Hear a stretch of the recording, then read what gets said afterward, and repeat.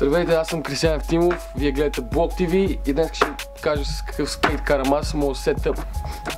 Карам дъска Nomad, промодел на Jura, размер е 8.125 с среден конкейв, нито много дълбок, нито много плавен, с плавни извивки, голям нос, малък тейл, по-дълъг е тейл от носа.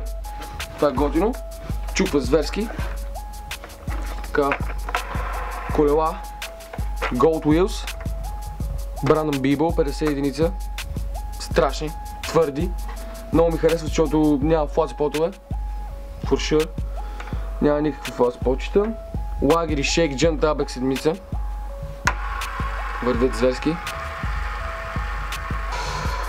Машинки Venture, ниски и широки, Kevin Romar Pro модел, олекотени с Cool Bolt. Много са добри, много добре празарят на грайн. Супер твърди, аз ги карам твърди, с много твърди тампони. Болтовете са Shake Junt, различни цветове, да е по-cool.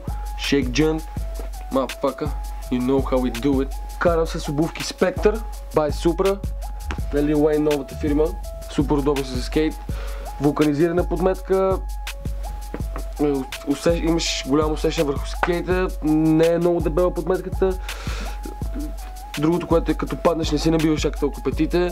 Шкроката е Grizzly Grip Tape, много добра, не е много едра, не е много ситна, супер е, хваща, не се пребава лесно.